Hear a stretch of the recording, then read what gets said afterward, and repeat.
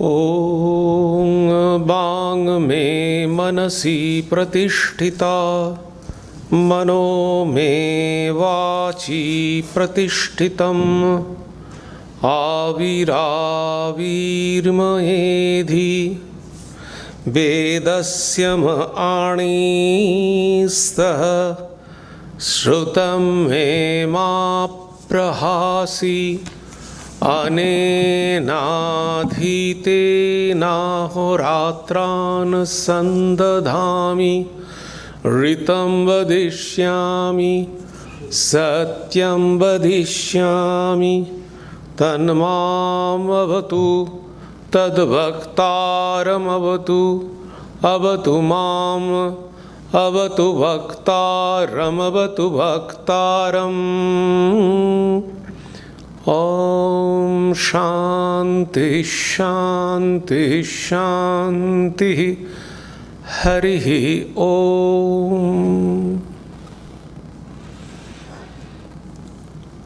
Om May my speech be accorded with the mind.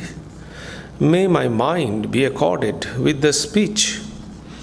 O self-effulgent one Brahman, reveal thyself to me. May you both, speech and mind, be the carriers of the highest truth to me. May not all that I have heard depart from me. May I be able to join day and night through the study. I shall utter what is verbally true. I shall utter what is mentally true. May that Brahman protect me. May that Brahman protect the teacher. May that protect me. May that protect the teacher. Om, peace, peace. Peace be unto you all. Good morning. This morning, I am going to speak on 19th century prophet and seer of God from India, Sri Ramakrishna,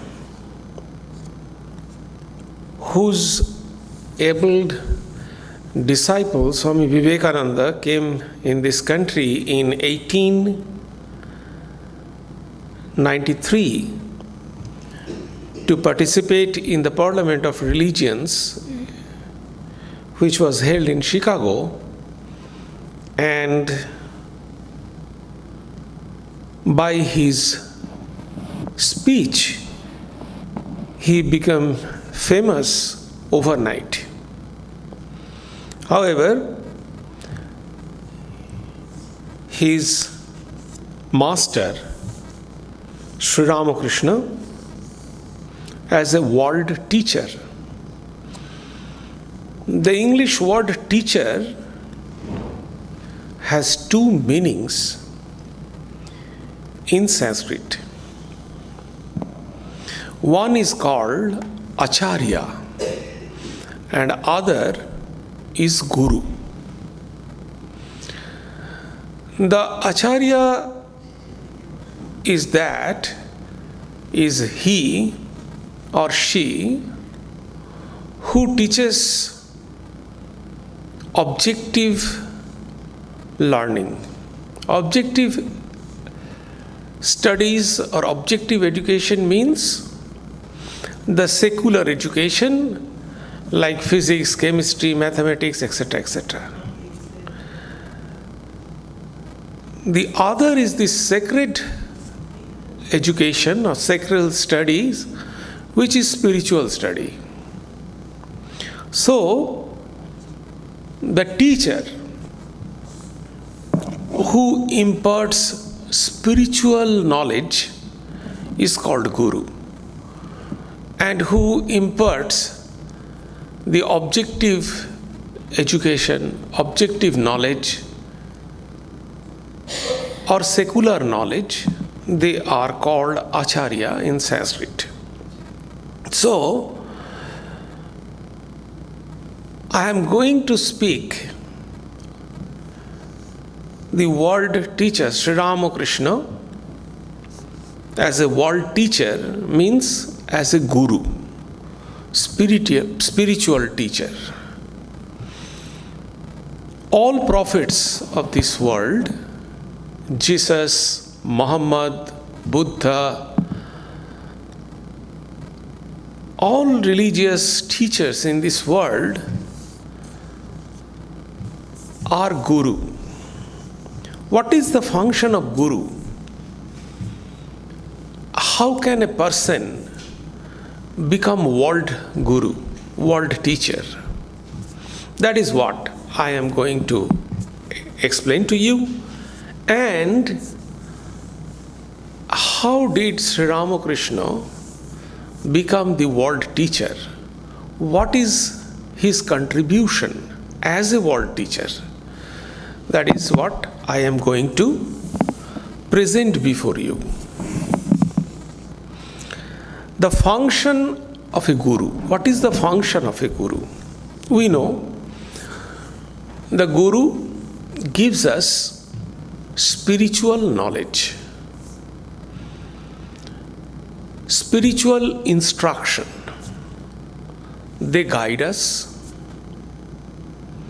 they correct us, and they awaken us.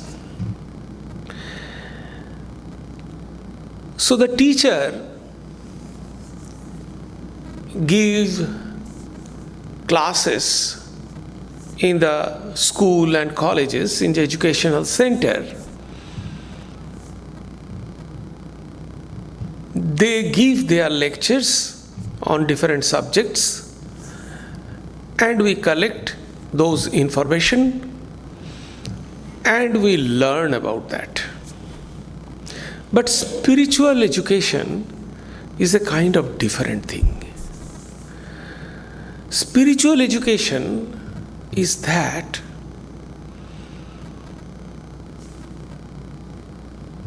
it comes from within. Unless some awakening takes place within, spiritual education will not be completed. We have a veil, as it were, the veil of ego. That's why our awakening doesn't take place. This ego hides our awakening. So what the guru they do? They remove the veil of ego from within, and it comes out, it manifests automatically. It is already there. Take the example of sun light, the rays. If you cover it, you can find a shadow. But you remove the veil, the sunlight will automatically come. You need not do anything. So it is already there. It is not manifested.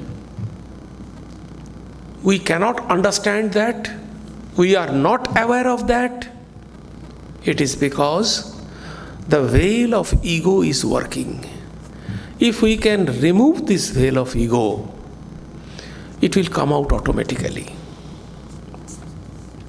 In Bhakti Yoga, Swami Vivekananda said, in the vast majority of cases, such help from Guru absolutely necessary. When it comes, the higher powers and possibilities of the soul are quickened. Spiritual life is awakened. Growth is animated, and man becomes holy and perfect in the end. This quickening impulse cannot be derived from books. The soul can only receive impulse, cannot be derived from books, The soul can only receive impulses from another soul and from nothing else. So this impulse that removes the ego,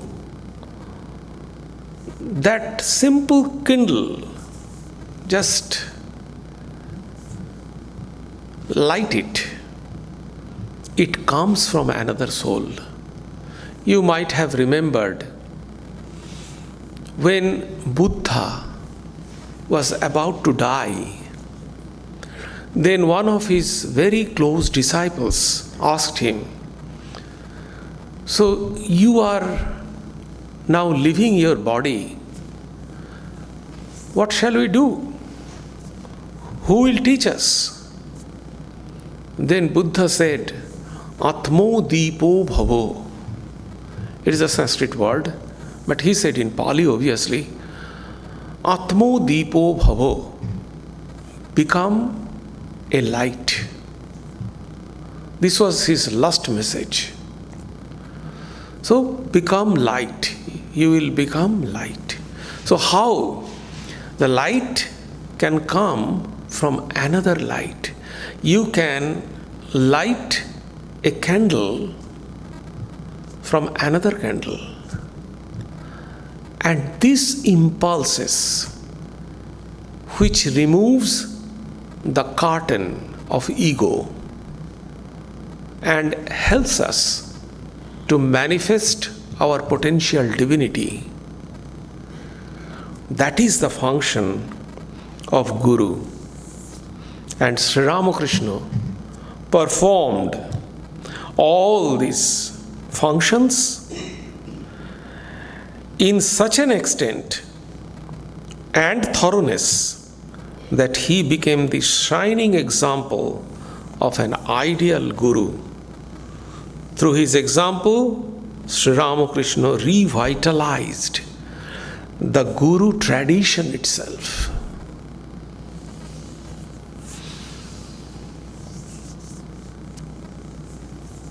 Guru is God.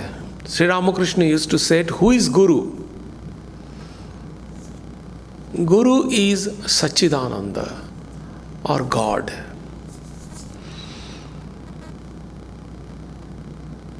This spiritual impulse imparted by human guru can influence only 1, 2, maximum 1,000 persons. But the impulses come from the world teacher, from a prophet. It actually influences millions and millions of people. This is because these incarnations are guru. The avatara, in Sanskrit it is called avatara. The incarnations, avatars are guru because they identified with God. How can we identify with God? There is a cosmic will. There is a cosmic mind. As we have individual mind, we have a cosmic mind. Those who are the atmospheric scientists, they know that the biorhythm is there. Nature helps us. Nature helps our mind. Nature helps our body. So if we can tune with the nature, with sun, with wind, with water, with soil, with trees and plants, it helps us. It has a tremendous influence on our body and mind. So, as we have the individual mind, there is a cosmic mind. How suddenly, something happened somewhere. You are feeling something bad, and some news came, yes, something happened somewhere. How it happens? So it is a cosmic mind reflects us. It is a cosmic mind cosmic self. Everything, cosmic body is there. The whole universe, the nature, as it were, is a cosmic body. We have individual body. Indian philosophy, the basic fundamental principles of Indian philosophy is this: the macrocosm and microcosm are built on the same plane and they are connected dynamically. So the macrocosm, the cosmic body, the cosmic mind, the cosmic self, everything constitute on the same plane with the microcosm. Individual and the collective are built on the same plane and dynamically connected. If I am unhappy, the whole universe will unhappy. We cannot understand that because of two reasons. Number one, our mind is not that much subtle, and secondly, individual influence is so tiny, so subtle, that the repercussion, the influence in the collective is very little. We cannot understand that, but it happens. Mother can feel thousands and thousands miles away what her son is doing, how her son is doing. Mother can feel that. So how it happens? So it is because of this cosmic soul, cosmic mind. However, the prophet, they are identified with the cosmic mind. Their will is identified with the cosmic will. They do not. We have some opinion, We have some opinion, we have some ideology, we have some personality. All these are the function of ego. Ego separates us from the collective. That is the function of ego. Ego protects us.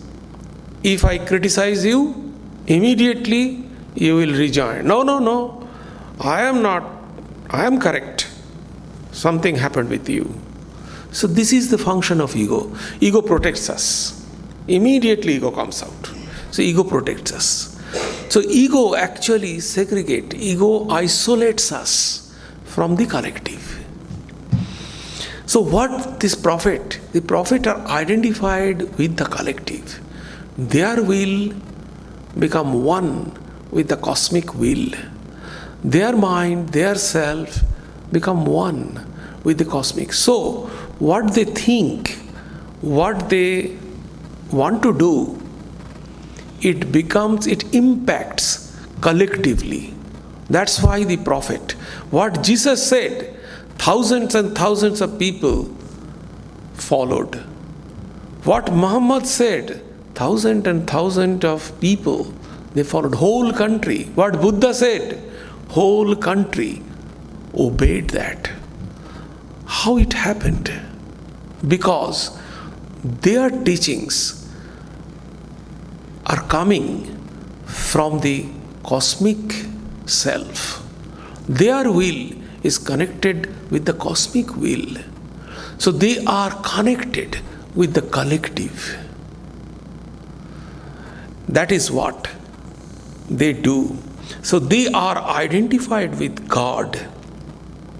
In Hinduism, God is regarded as the Adi Guru, the primordial, first teacher of the humanity. There are two traditions in Hindu philosophy. One is Patanjali and another is Vedic.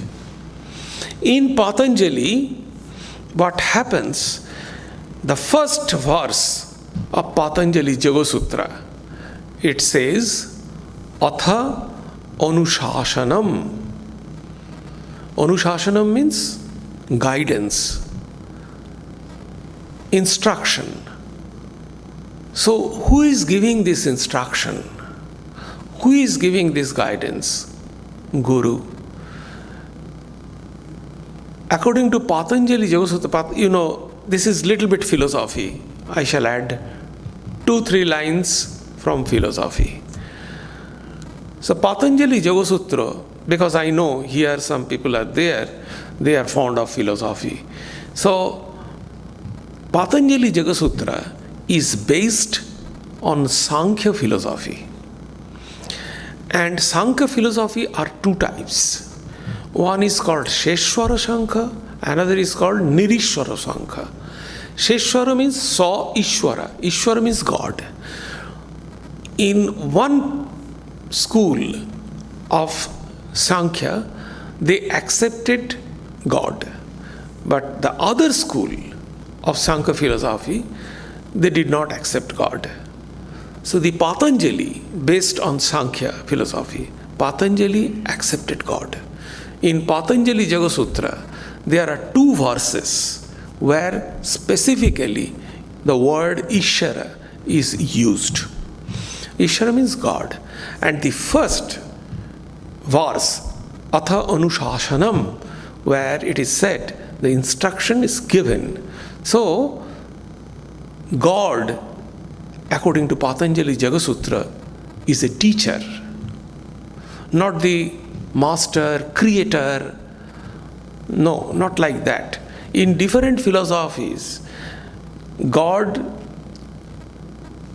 has been represented in different ways, as a creator, as a controller. But here in Patanjali Yoga Sutra, God as a teacher. So it is Sheshwara Sankhya. And in Vedanta, it is said that God created the creator. God first created the creator of the universe and then taught him the Vedas. It is, we find it in Shvetashvatara Upanishad. Yo brahmanam vidadhati purvam yo voi vedangsha pranihati tasmai tangha vedam, etc. So this is the verse, Sanskrit verse from Shvetashvatara Upanishad. It says God first created the creator of the universe and then taught him the Vedas.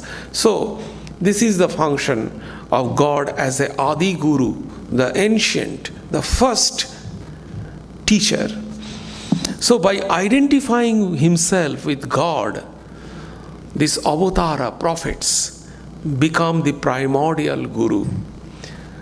Sri Krishna in Bhagavad Gita, chapter 4, verse number 1, he said that I taught it, this yoga, to Sun, and Sun taught it to Manu, and Manu taught it to Ishwaku and the king, etc. So this is a very ancient philosophy, and I taught it. Obviously Arjuna asked that how you can teach that thing, because you are here that long, how you would be? Then Krishna said, yes, you forgot that. This is the difference between me and you. I can remember everything from the past, but you cannot, because I am God. So this is the difference. Anyway, so this is the verse. So prophet, they are the ancient guru. They are identified with the cosmic divine, and their will become one. So they can teach the whole country, they can teach the whole world. That is their influence, because they are connected with the collective, not the individual. They are completely egoless. The third thing is the identification with the cosmic I. I have mentioned that, but I shall go a little bit deeper in this section. And it is said, Swami Sharadanandaji, who wrote the life, the authentic life, he is one of the direct disciples of Sri Ramakrishna. He wrote an authentic life of Sri Ramakrishna. The Sanskrit name of that Lila Prasanga, but the English translation of that Lila Prasanga is, I think,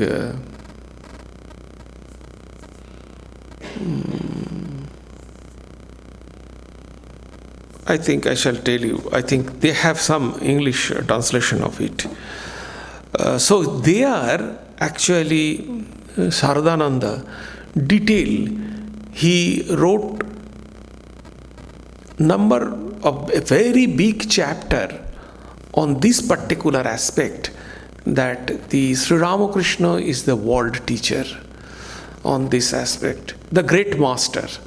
The translation of Lila Prasanga is the great master. So in that book, he wrote, the selfish I of the great teachers of the world is completely eradicated forever. So they don't have I.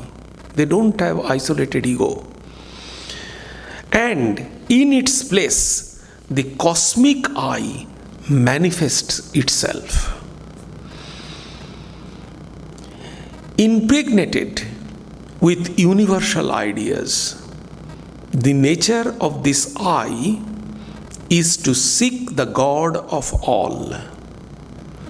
When flowers bloom, bees come of their own accord to gather honey, even though the flower do not invite them.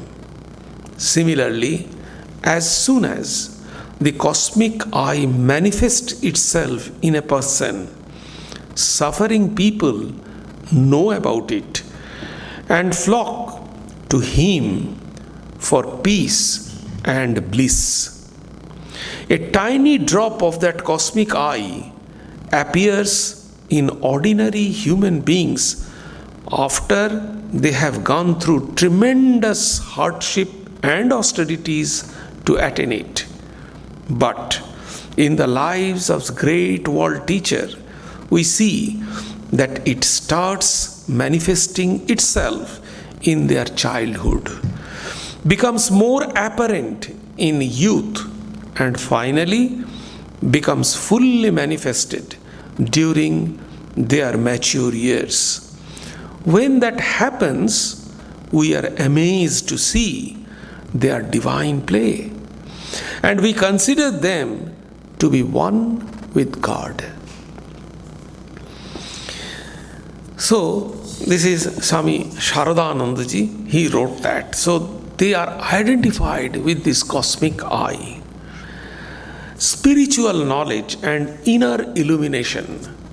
I have already mentioned that the ordinary teacher, they only give the information, and the students, they collect it. This is collection of information. The more you collect the information of this world, the more you do well in the modern age. But spiritual teaching is a little bit different. Spiritual teaching, unless there is some impulse within, spiritual knowledge cannot be understood. So spiritual knowledge comes from within, and for that some impulses are required, and Guru gives that impulses and remove the ignorance, and that is called education. Swami Vivekananda very clearly give this explanation. He said, now this knowledge again is inherent in man. No knowledge comes from outside. It is all inside. What we say a man knows should, in strict psychological language, be what he discovers or unveils. What a man learns is really what he discovers by taking the cover off from his own soul, which is a mine of infinite knowledge. And this is called education. So this, what the world teacher does, they become antaryamin. It is also a Sanskrit word. The God is called antaryamin. Antar means within. Yamin means who resides within. That is called antaryamin. So who resides within is God. So as the world teacher is identified with God, they resides within, and by sitting within, they awaken an individual, and by this impulse, the individual removes the curtain of ignorance. That is what indwelling controller, that is what they do. This inner process is a form of inner illumination. The avatara or prophet also, by identifying himself with God, illumines the soul from within. And this view is authenticated by Sri Krishna in Bhagavad Gita. In Bhagavad Gita, Sri Krishna says, Tesham eva anukampam partha aham ajnanajam tamaha nashayami atmabhavastha jnano deepeno bhaswata. He says, Tesham eva anukampam partha, by utmost compassion. Why I am doing this? Out of compassion. So out of compassion, anukampa, Tesham eva anukampam partham. Partha is Arjuna. Oh Arjuna, out of utter compassion, I am aham ajnanajam tamaha. Aham is the ego. Ajnanajam tamaha. So ajnan is tama, this darkness. So I am removing. Nashayami. So I am destroying this. Atmabhavastha jnano deepeno bhaswata. I am destroying that tamaha, that ajnana, and jnano deepena, and lighting that deepa, that light within you. That is what I am doing. And there is a pranam bhars of Guru in Sanskrit. It says that Ajnano timirarandhasya jnananjana shalakaya chakshurun militam jeno tasmai Sri Gurave namaha. Ajnano timirarandhasya.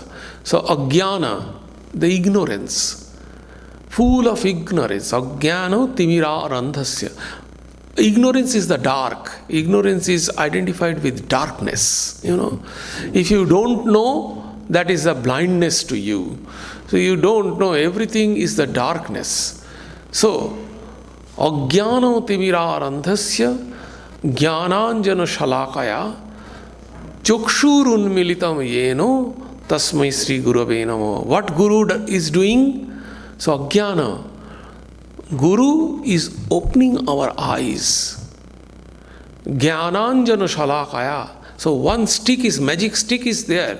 By touching that magic sticks, that Guru is helping us to open our eyes. So that is the function of Guru.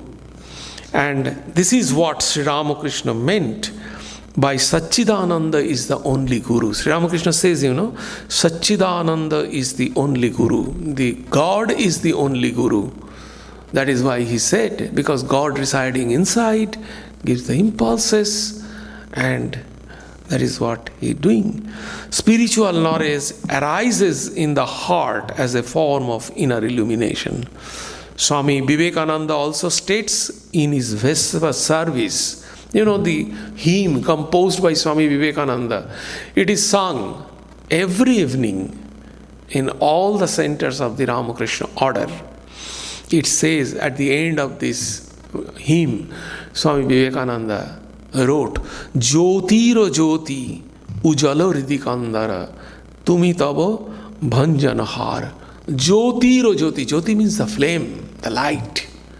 Ujalo Ridikandara. Ridikandara means chasm of heart. So what you did, you just light this Jyoti in the chasm of your heart. That is what you did. So that is the function of Guru, sitting within, lighting the light, Jyotiro Jyoti. So like a Jyoti, like a flame, it comes. So this is what Swami Vivekananda wrote, as a light of all lights, you illumine the cave of the heart and destroy the darkness of ignorance.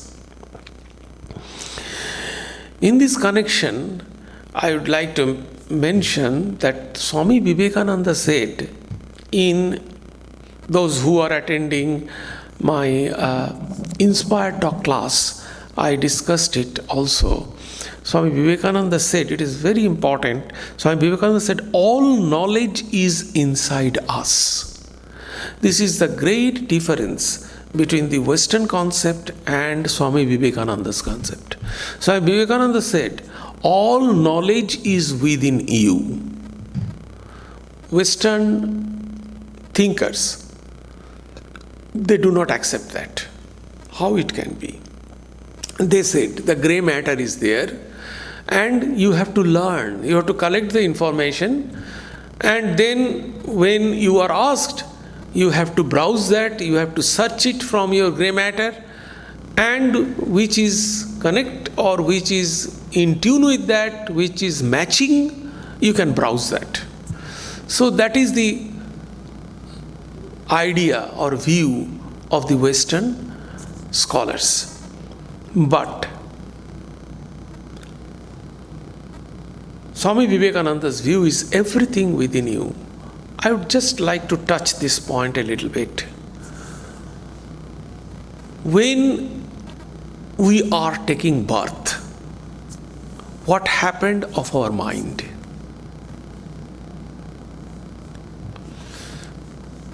What is the nature of the baby's mind?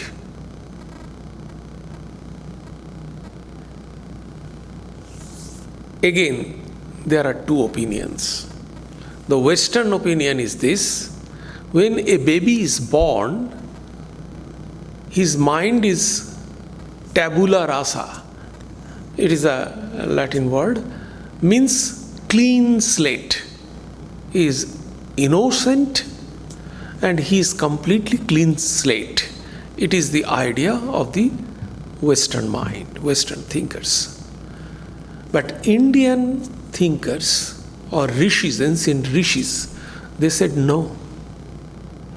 When a baby is born, his mind is not completely a clean slate, because he is bringing his past samaskaras from his past life.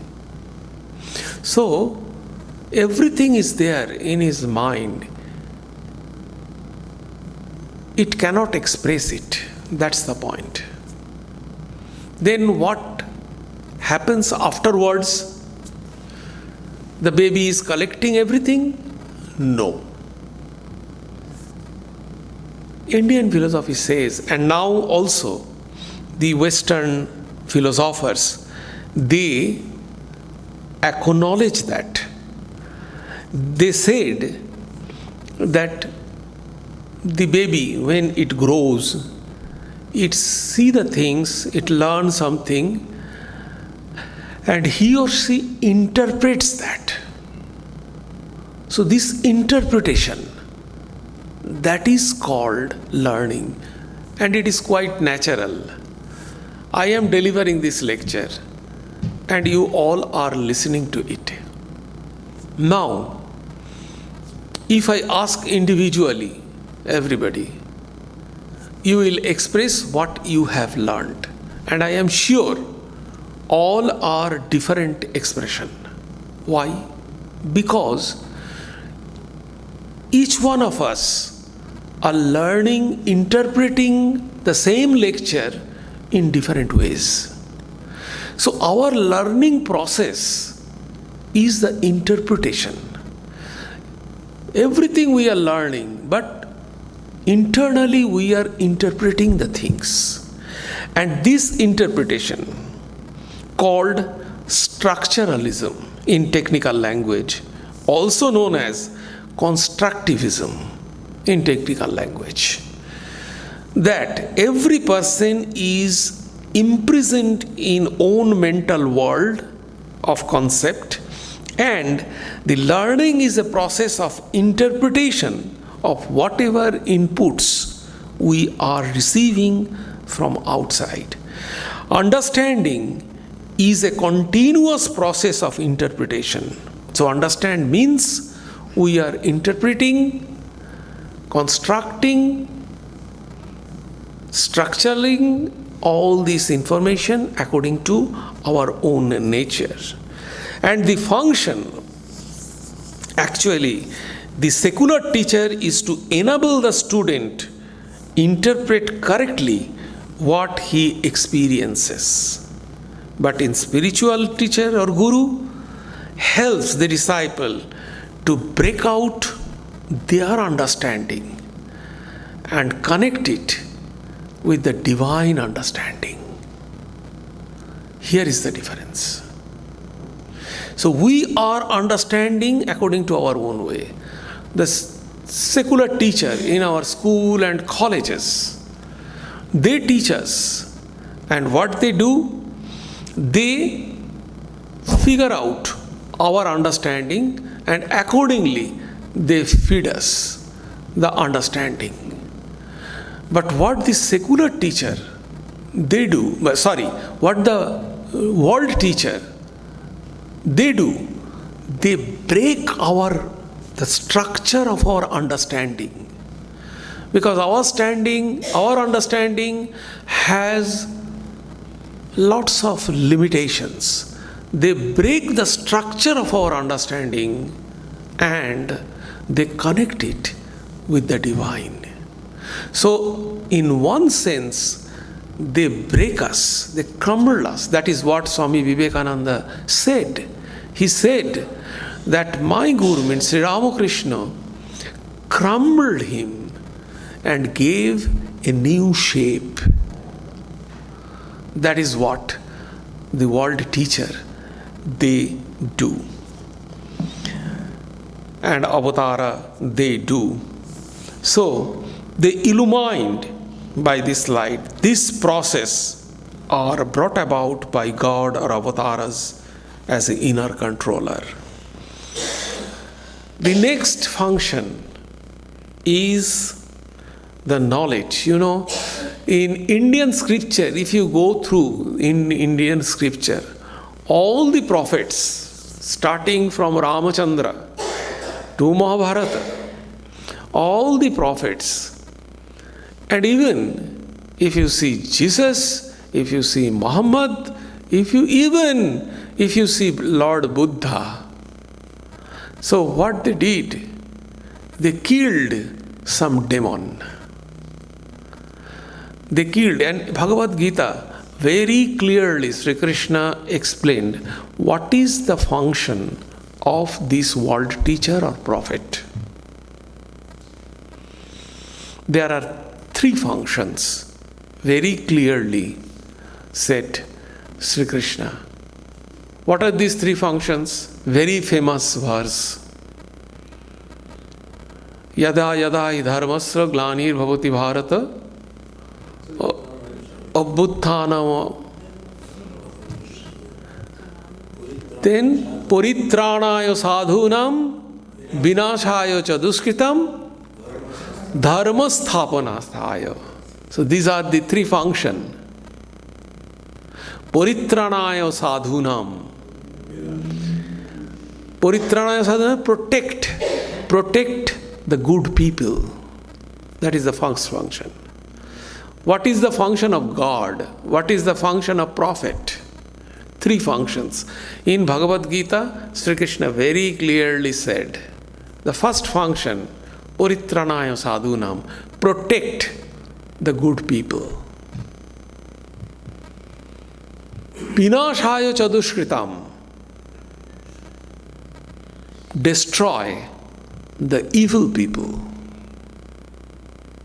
And dharma sanghasthapanarthaya, establish the righteousness, dharma.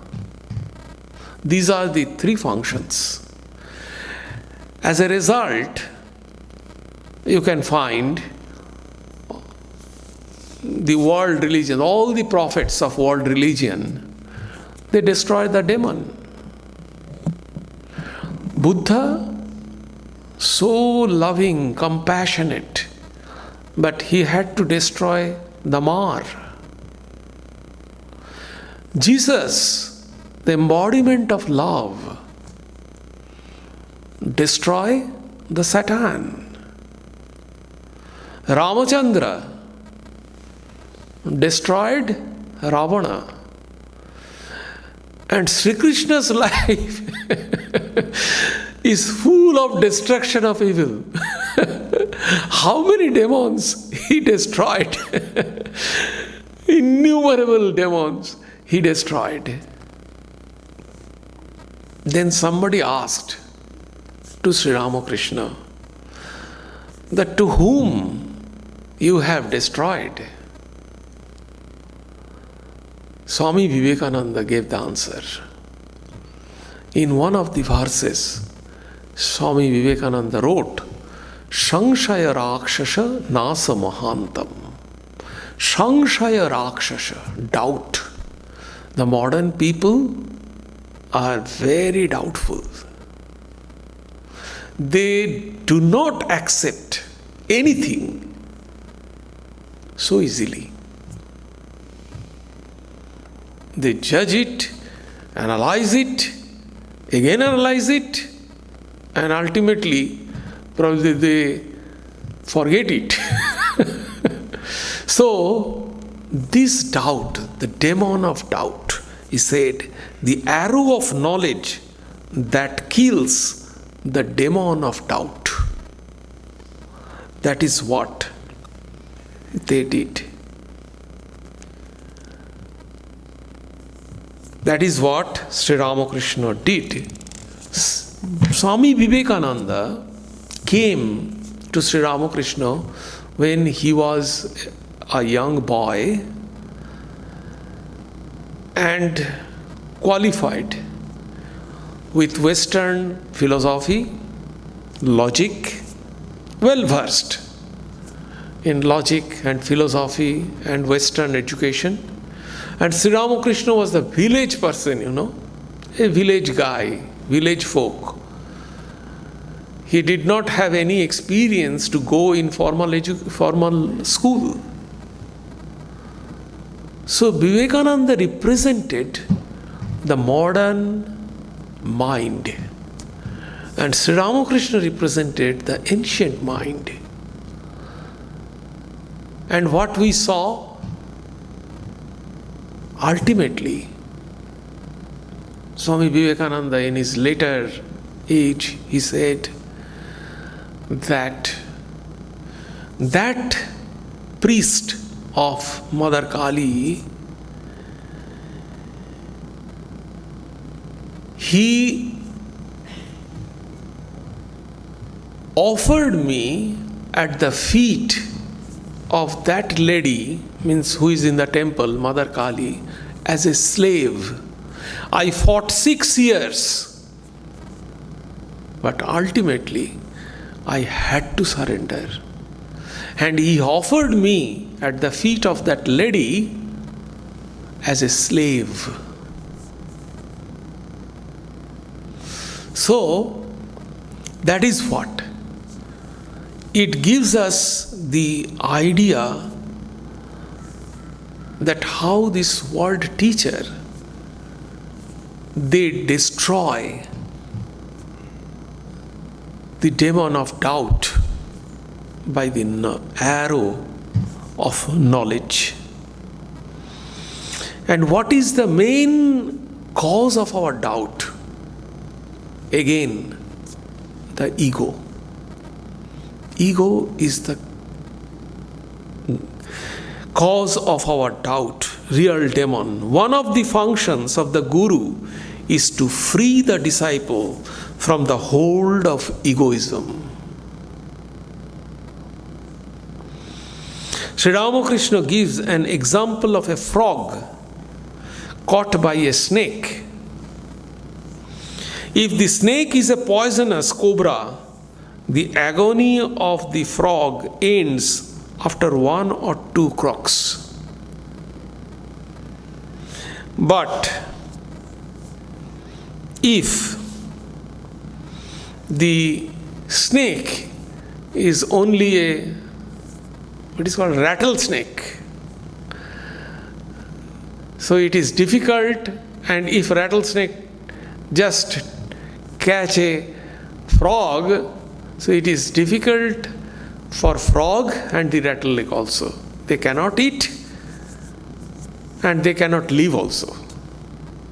So that is the problem. By surrendering oneself constantly to the avatars as the inner controller, the spiritual seeker succeeds in freeing himself or herself from the egoism and from doubts.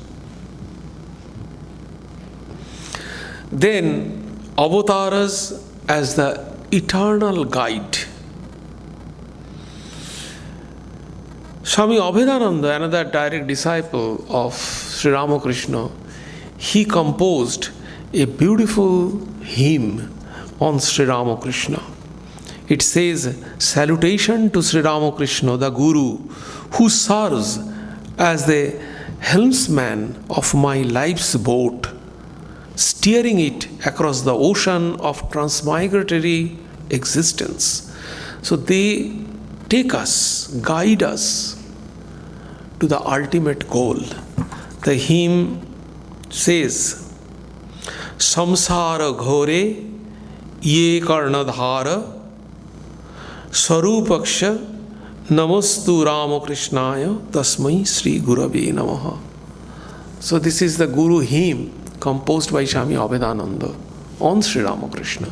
And there he said, it takes us through the turmoil seas, ocean of life, the other shore safely. That is what the world teacher, the prophet, they do. Third one, the next one, I shall conclude by saying only 2 other points. One is a new lineage of Guru tradition. It's a closed circuit. So what Sri Ramakrishna did, selected some young disciples and taught them. So these disciples in turn, they also collected the disciples. And in this way, a closed circuit is developed. So those are coming into this closed circuit, they are blessed and they are receiving these teachings of this world teacher. So it is called parampara, the succession of gurus in closed circuit. So this is a closed circuit where this parampara, the succession of spirit, is working is flowing. Our 11th President Maharaj, Swami Gambhirananda ji, he was the disciple of Mahapurush Maharaj. Swami Gambhirananda ji used to say that, you see, the initiation that we give, what we got, what we received, we are just handing over it to you. Why? Because we saw that this instruction has a tremendous impact and effect. It is tested, it is proved. So, I am handing over it to you. We do not have any other extra qualification. What we got, we are handing you over. That's all. And we saw it was tested, it was proved. That is what we are doing. So, this is a new lineage of succession. That is what Sri Ramakrishna did. And the message of the world teacher. The world teacher, they come with a new message for the world. Sri Krishna very clearly said in Bhagavad Gita that whenever there is any problem, to solve that problem, the world teacher, they incarnates. So not for any other thing, for the specific problem, they incarnates. And their teachings are only accepted if that teachings have some characteristics. What are the characteristics? Number one, that must be modern. That must be in tune with the modern psyche. The teachings must be modern. Sri Ramakrishna's teachings is very modern. Rolla, the Nobel laureate, he wrote, 2 books. One on the life of Sri Ramakrishna and another on the life of Swami Vivekananda. He wrote that 3,000 years psyche Sri Ramakrishna gave. He is the culmination of 3,000 years of spirituality. So regarding Swami Vivekananda, he said that Swami Vivekananda came 100 years ago, but still when I read, it looks like the modern. It looks as it were Swami Vivekananda said only the next day, the other day. So their message must be modern. It must be universal. Everyone must accept that. Swami Vivekananda justified, what will be the universal religion.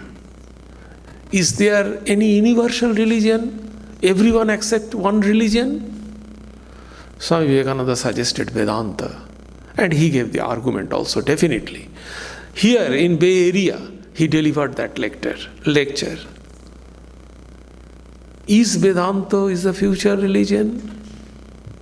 That lecture he gave. The teachings must be practical. If it is not practical, if we cannot do it, abstract, people do not accept that.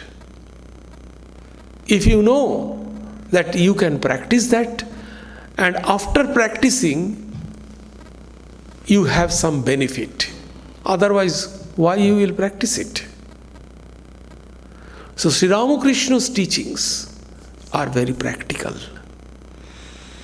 positive in outlook, very positive. He stressed on morality.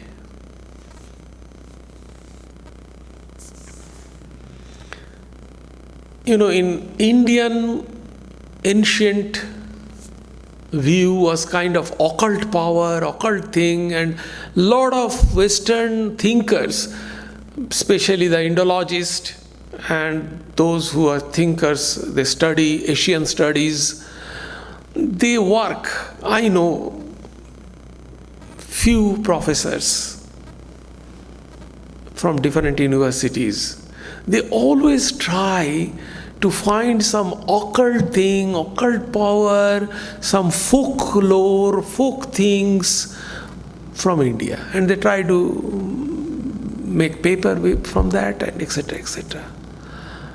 But Indian people, they do not follow this kind of occult, especially Sri Ramakrishna. He was completely free from this occult kind of thing. And lastly, the harmony and peace. You know, Sri Ramakrishna was the first person who propagated the idea of harmony of religions. And he practiced in his person all the religions. Amazing. He was the first person probably in this world who practiced all the religions and came to the conclusion that all religions of the world reach to the same goal. As a realization, highest realization, all are one and same. If you follow the path of Christianity, if you follow the path of Islam, if you follow the path of Buddhism, if you follow the path of Zoroastrianism, everything, Shinto, everything, the highest realization is one and same. That Sri Ramakrishna established by his experience and delivered it through Swami Vivekananda to the world. So all these qualities I explained. Guru as a inner controller, the function of Guru. God as a Adi Guru, identification with the cosmic eye, spiritual knowledge of the inner illumination, and then kill the demon of doubt. And Avatara is the eternal guide, starting the new lineage, and message as a world teacher. So his message was universal, positive, practical.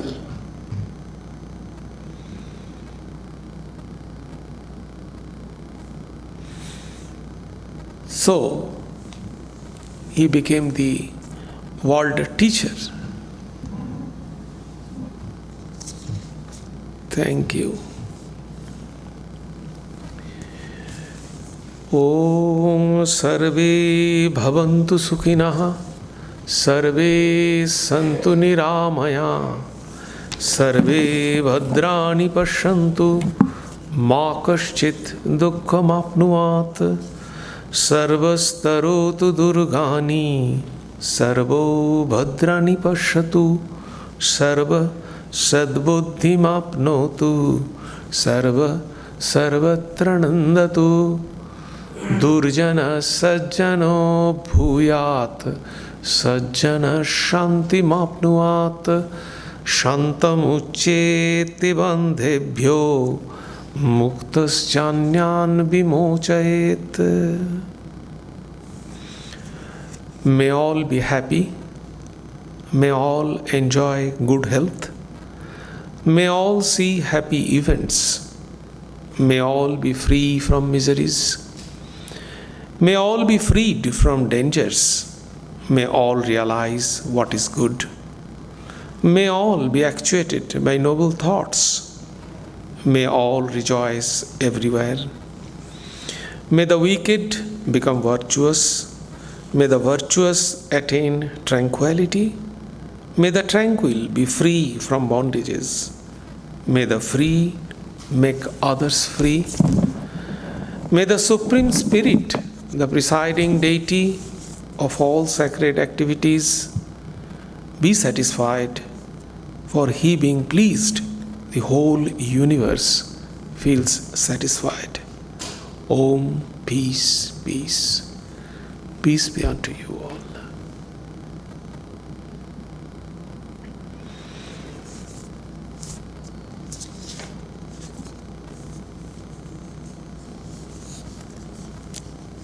We have some announcements. Next Sunday at 11 o'clock we will have again lecture here in this hall. Yes, Swami Prasannatmananda will be delivering the lecture, and the subject will be the 5 states of human mind. 5 states of human mind. And you know, it will be 11 o'clock, 11 a.m. and the time is changing, so ours will be 11 o'clock. And we have a guest speaker on 19th March, the following Sunday. Swami Ishodhyanananda, the assistant minister of our Sacramento Center, will be delivering a talk on a checklist of our spiritual growth. He will be delivering this talk on 19th here at 11 o'clock. So I request you all to participate all these events. And this evening, as a first Sunday of the month, we do not have the Vivek Chudamani in our San Jose house. We will have the Ram Nam Sankirtanam instead. As usual, tea and coffee will be served at our Sardananda Hall.